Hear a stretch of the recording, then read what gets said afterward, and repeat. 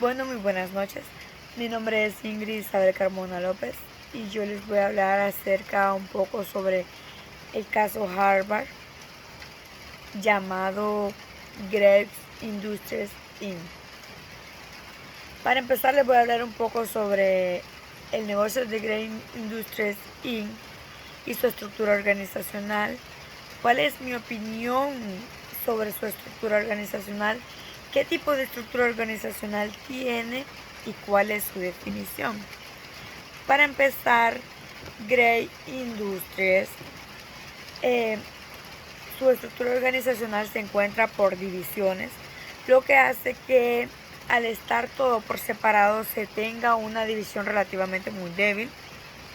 Para revisar o controlar informes, se miraban el desempeño de la división revisando los planes y presupuesto y vigilando, por supuesto, los reportes financieros. El desempeño debía coincidir con las metas financieras. Por mi parte, considero que no es la adecuada para la empresa porque vienen a revisar trimestralmente los datos reales. No lo revisan en menos tiempo y se comparaban con el de otras divisiones para ver si estaban logrando el alcance de las mismas. Creo que tienen una estructura organizacional funcional, ya que se organizan en funciones desempeñadas y cada miembro de cada área responde al superior de su división. ¿Considero que es la adecuada para la empresa? Considero que no, ya que este tipo de estructura, los proyectos presentan dificultades para desarrollarse, por lo que se manejan de manera muy independiente. ¿Cómo lograría el objetivo que persigue Henry Graves al disminuir los costos y de qué forma pienso mantener el crecimiento de la empresa? Creo que se lograría teniendo un buen manejo de la contabilidad de costos, ya que esta nos permite ver hasta qué punto puede llegar y poder ofrecer precios más razonables sin afectar la calidad, por supuesto, obtener una mayor rentabilidad de ingresos para mantener el crecimiento de la empresa. Se podría optar por un financiamiento para un nuevo proyecto, cubrir así nuevos mercados y expandirse con las divisiones con las que ya cuenta. Si yo tuviese el cargo de Henry Graves, ¿qué haría para mantener el crecimiento de la empresa? Creo que implementar nuevas estrategias que ayuden a impulsar el crecimiento de la empresa para comprender el contexto actual del mercado y antes de hacer cualquier movimiento. El plan de incentivos a la gerencia como estrategia. Opine sobre cómo influye en el desempeño financiero de Graves Industries. Bueno, en Graves los incentivos ayudan a que los empleados se motiven y por medio de ellos den lo mejor de cada uno y se esfuercen en lograr sus metas, por supuesto. Entonces influye en que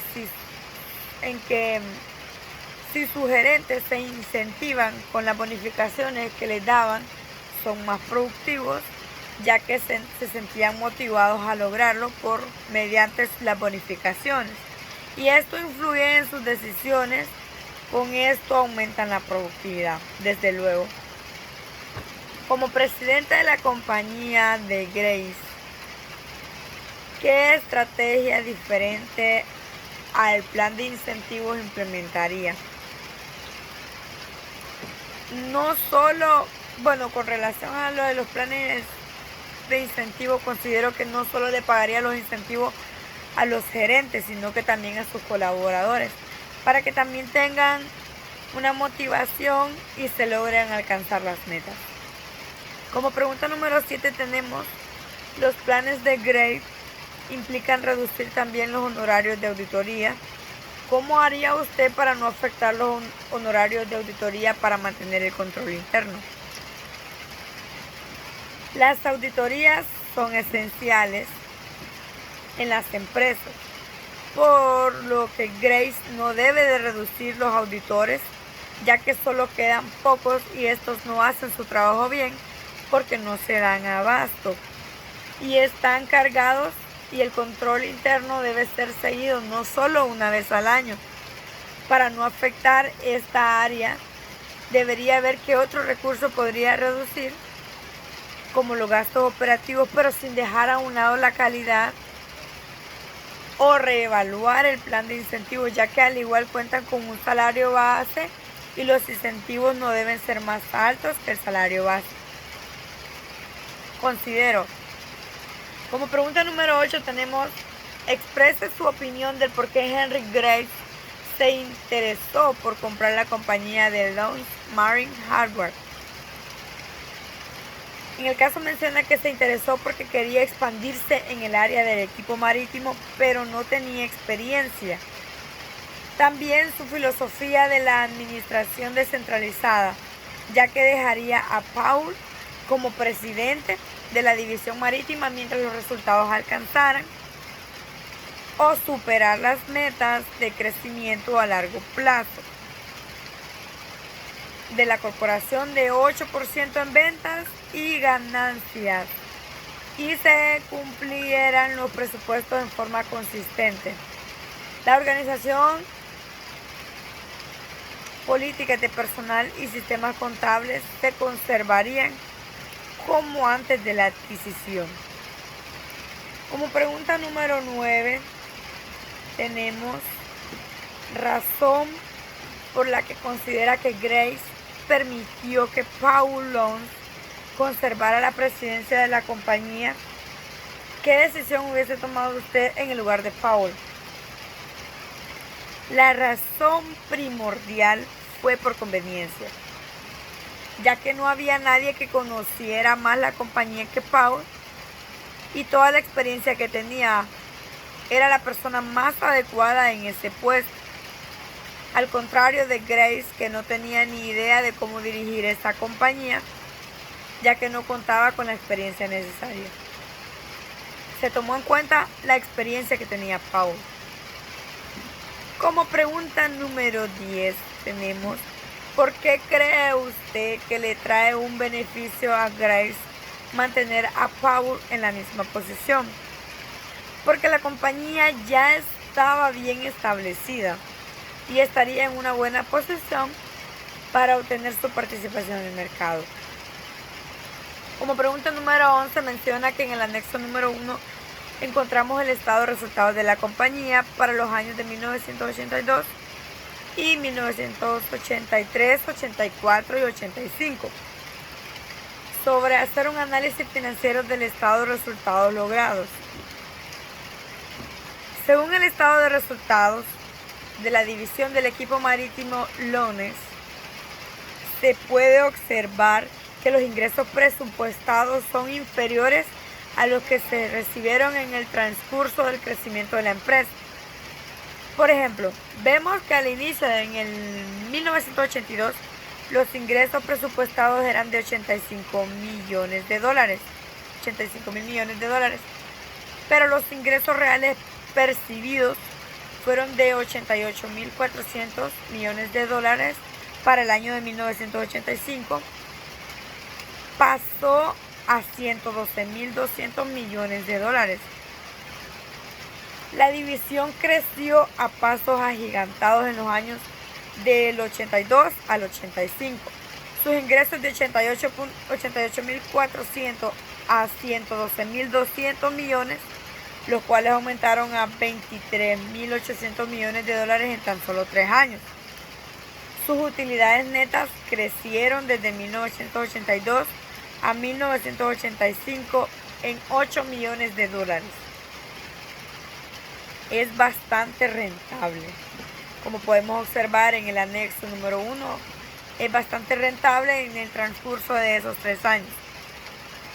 Como pregunta número 12 tenemos: principios contables generalmente aceptados que no se respetaron al realizar algunas prácticas contables para cumplir el presupuesto. El principio de vengado, para empezar. ya que ellos registraban los ingresos y gastos en otras fechas. Y el principio de realización. Los resultados económicos se registran cuando se son realizados, o sea, cuando la operación que los origina queda perfeccionada desde el punto de vista de la legislación o de las prácticas comerciales. Fueron dos principios, el de devengado y el de realización. Como pregunta número 13 considera que es importante el cumplimiento de los principios contables generalmente aceptados y los valores éticos en el personal del Departamento de Auditoría. Considero que sí, es muy importante el cumplimiento de dichos principios, ya que con ellos los auditores nos brindan una información clara de los estados financieros y los estados de resultados y dichos resultados sobre dicha auditoría. Como pregunta número 14 ¿aplicaron los auditores de la compañía la NIA 240? Explique por qué sí o por qué no. Considero que no la aplicaron, ya que la NIA 240 nos dice que el auditor debe considerar el fraude y error en los estados financieros y desempeñar los procedimientos y reportar los resultados, y ellos no comunicaron a nadie todos los errores y fraudes que encontraron. Entonces considero que esta no fue aplicada. Como pregunta número 15 y última pregunta tenemos: si le tocara dirigir un departamento de auditoría e identificar una problemática de incumplimiento de principios contables, ¿qué decisión tomaría? ¿Informaría de la situación o se quedaría callado? Primeramente hablaría sobre la situación que se presenta y cuáles son los puntos en los que se está fallando, e igual se reportaría a recursos humanos para que ellos tomen las medidas disciplinarias pertinentes. Esto fue todo por hoy. Mi respuesta con relación al caso Harvard Grape Industries, y gracias por escuchar este video y buenas noches.